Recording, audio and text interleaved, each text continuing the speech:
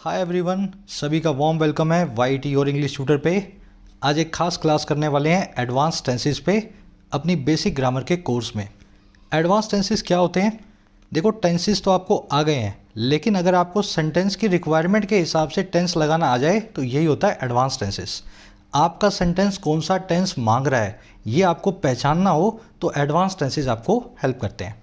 एक सिंपल सा कॉन्सेप्ट आज करने वाले हैं। कब आप हैव प्लस V3 लगाते हैं किसी पास्ट इवेंट के लिए यानी कि प्रेजेंट परफेक्ट टेंस, और कब आप सिर्फ V2 लगाते हैं प्रेजेंट इंडेफिनिट टेंस को किसी पास्ट के इवेंट को बताने के लिए।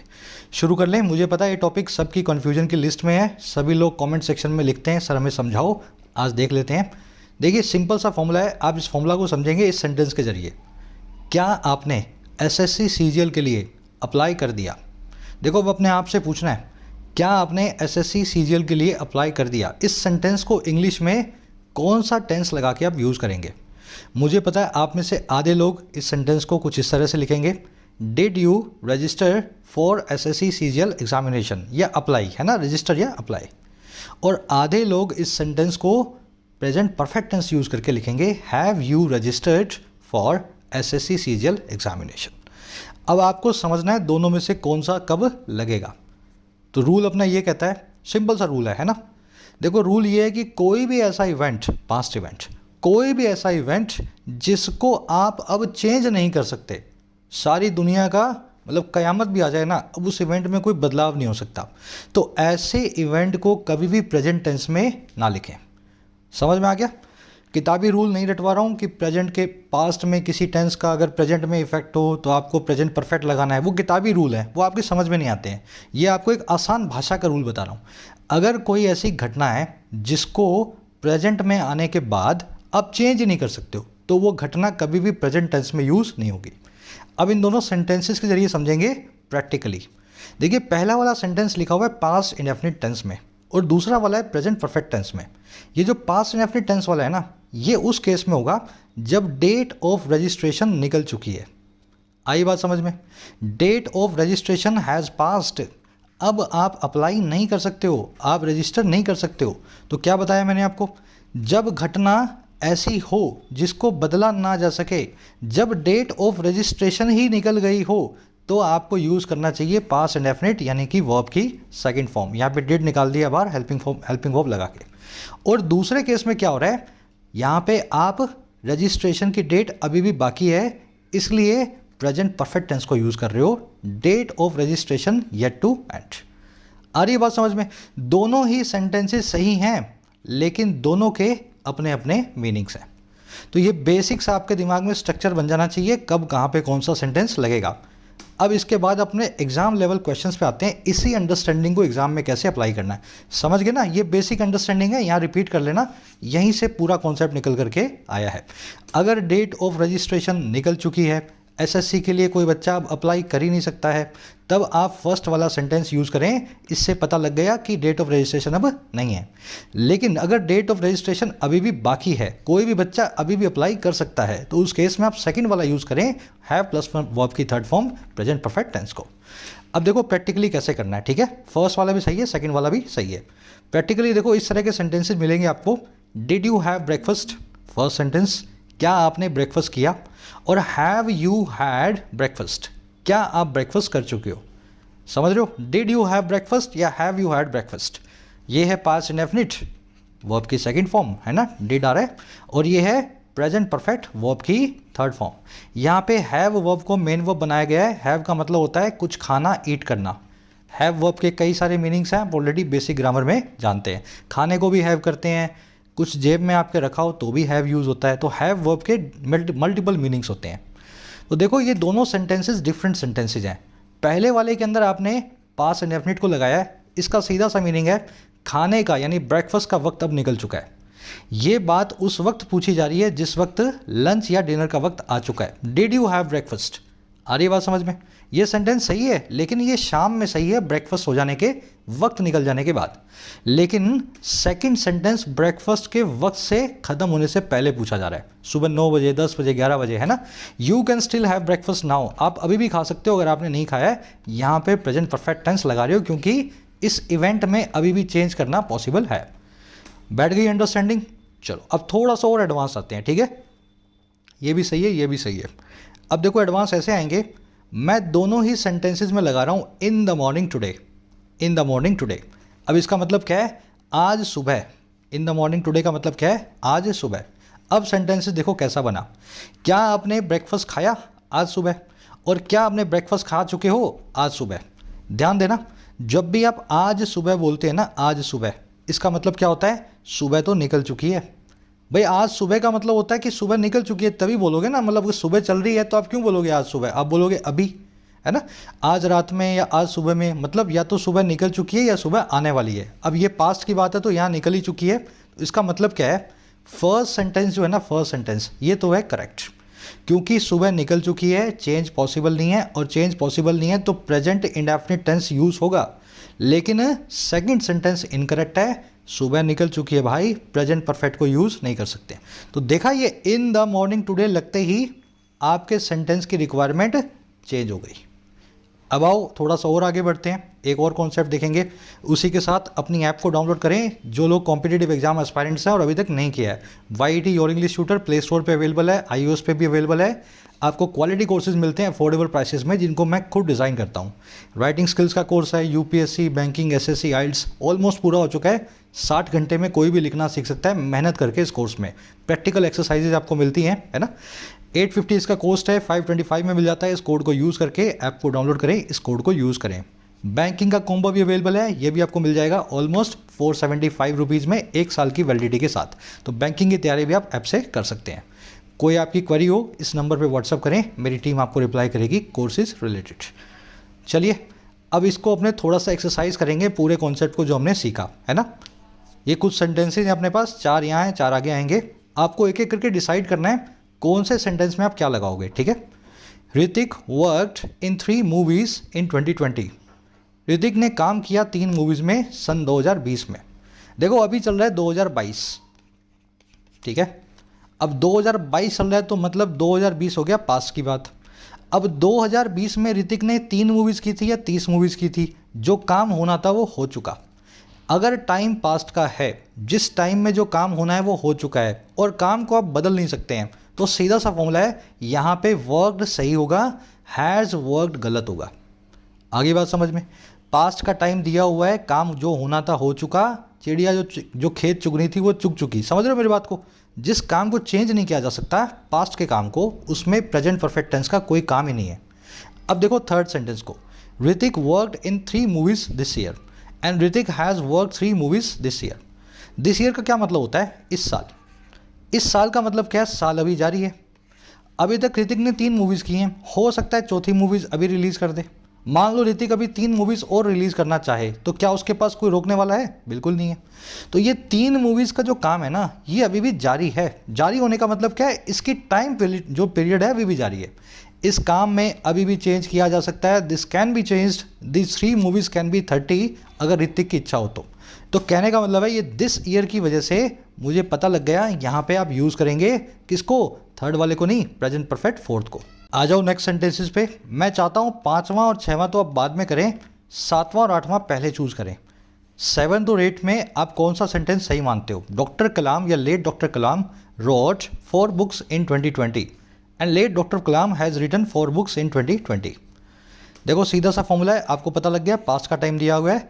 अगर 2020 निकल चुका है कि कलाम साहब जितनी किताबें लिखनी थी वो लिख चुके, अब इस केस में कलाम साहब के और बुक्स लिखने की कोई गुंजाइश नहीं है। 2020 तो निकल गया ना यार। अब जो भी किताब लिखेंगे, मान लो 5 लिखेंगे, 10 लिखेंगे, वो 2022 में पड़ जाएंगी। तो ये काम तो बदला नहीं जा सकता। तो सीधी सीधी बात है, ये थर्ड सही है और फोर्थ गलत है, ठीक है। थर्ड सही है और फोर्थ रॉन्ग है। लेकिन अब ध्यान देना इन दोनों सेंटेंसेस को। Doctor Kalam wrote 4 books and doctor Kalam has written 4 books. अपने मन से सच्ची आवाज़ देकर के जो मन में से आए उससे बताना मुझे दोनों में से कौन सा सही लग रहा है। चलो यहाँ कन्फ्यूजन आपकी बढ़ेगी, आप बोलोगे सर यहाँ तो कुछ दिया ही नहीं हुआ। भाई इस साल लिखी, पिछले साल लिखी, है ना। मान लो हो सकता है 2022 की बात कर रहे हो, हमें तो टाइम पता ही नहीं लग रहा। जब टाइम नहीं पता लग रहा तो दोनों ही सही हैं और बात भी आपकी सही है। लेकिन ध्यान दे देना एक चीज़ को, यहाँ लिखा हुआ लेट। देखो सर टाइम तो अभी नहीं पता लग रहा आपको ये तो नहीं पता लग रहा है कि काम कब हुआ है। हो सकता है काम अभी भी हो जाए, लेकिन काम को करने वाला अब जिंदा नहीं है। अरे जब डॉक्टर कलाम ही लेट हो चुके हैं, चाहे 2020 चल रहा हो चाहे 2022 चल रहा हो, इस बात से क्या फ़र्क पड़ता है। कलाम साहब ने किताबें लिखनी थी, जितनी लिख गए। अब और किताब कलाम साहब तो नहीं लिख पाएंगे। आ रही है बात समझ में। तो प्रेजेंट परफेक्ट टेंस और इंडेफिनिट के बीच की कन्फ्यूजन में एक ये रूल जो है ना ऐड कर लेना, डेड पीपल द पर्सनस और ऑब्जेक्ट्स विच आर नो मोर, है ना। चाहे कोई कंट्री हो जो अब ना रही हो, चाहे कोई पीपल हो जो अब ना रहा हो, कोई आदमी हो या कोई भी चीज़ हो जो अब ना हो, उस चीज़ से जुड़ा हुआ कोई भी काम अब प्रेजेंट टेंस में ना लिखें, प्रेजेंट परफेक्ट टेंस को तो कतई यूज़ ना करें।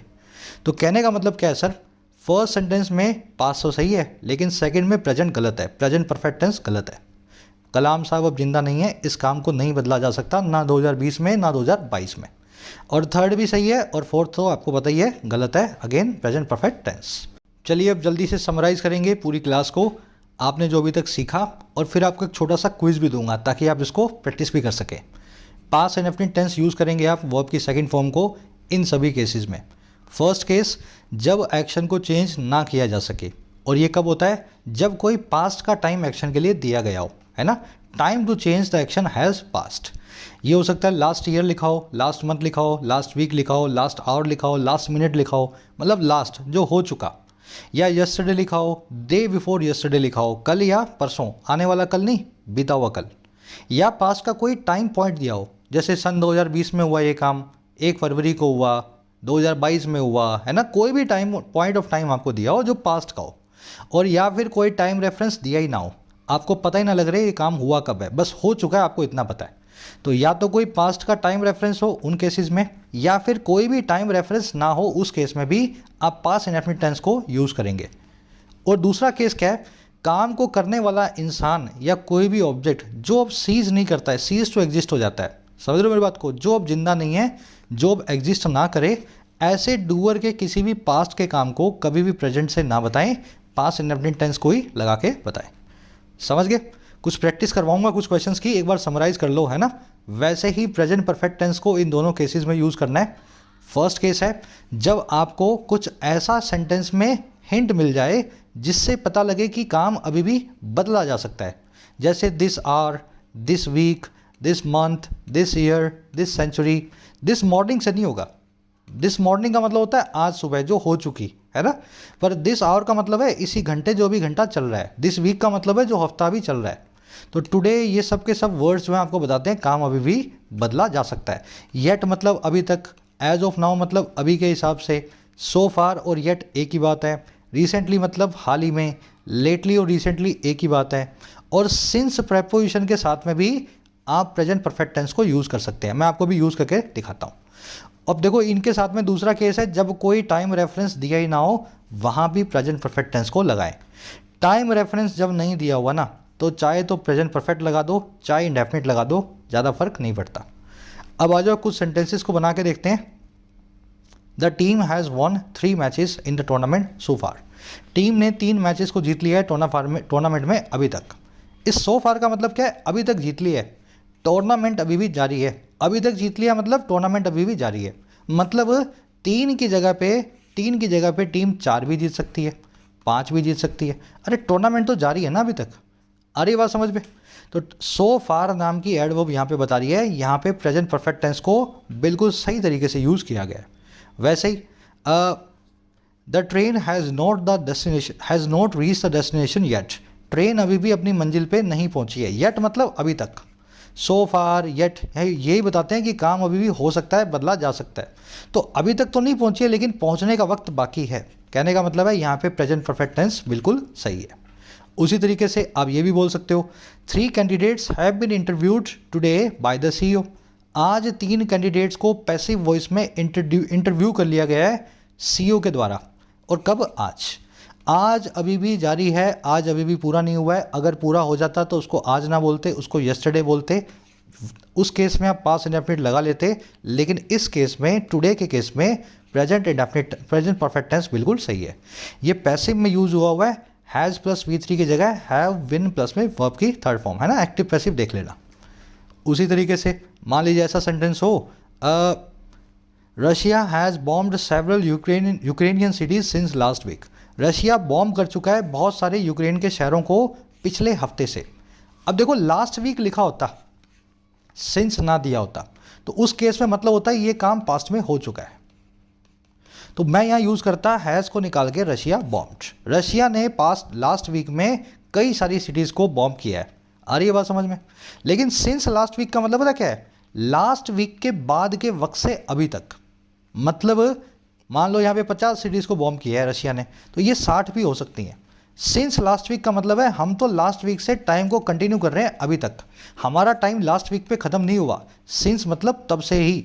तो आज मान लो 50 है तो हो सकता है कल सुबह उठो तो ये 70 बन जाए। काम में अभी भी चेंज किया जा सकता है। सिंस प्लस में प्रेपोजिशन जो पेयर है ये भी पास्ट जो है प्रेजेंट डेफिनिट टेंस को बताता है। तो रशिया हैज़ बॉम्ब्ड ये बिल्कुल करेक्ट है। समझ में आ गया आई थिंक। एक सेंटेंस और बना लो। We have bought a new car recently. हमने अभी भी एक कार को बाय किया है। रिसेंटली का मतलब है हाल ही में, ठीक है।